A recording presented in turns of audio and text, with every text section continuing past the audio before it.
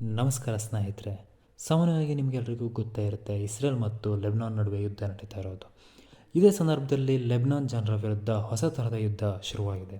ಈ ಯುದ್ಧದಲ್ಲಿ ಸೈನಿಕರಿಲ್ಲ, ಯುದ್ಧ ವಿಮಾನಗಳಿಲ್ಲ, ಟ್ಯಾಂಕರ್ಗಳಿಲ್ಲ, ಗಡಿಯ ಗಲಾಟೆಗಳಿಲ್ಲ ಹಾಗೂ ಅಣುಬಾಂಬ್ಗಳೂ ಇಲ್ಲ. ಕೇವಲ 3 ಗ್ರಾಂ ತೂಕದ ಕೆಮಿಕಲ್ ಬಾಂಬಿಂದ ಈ ಯುದ್ಧ ಭೀಕರವಾಗಿದೆ.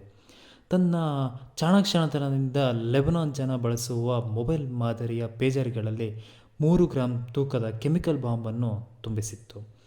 ಇದೇ ಸರಿಯಾದ ಸಂದರ್ಭ ಎಂದು ತನ್ನ ದೇಶದಲ್ಲಿ ಕೂತು ಎಲ್ಲ ಪೇಜರ್ಗಳನ್ನು ಬ್ಲಾಸ್ಟ್ ಮಾಡಿದೆ.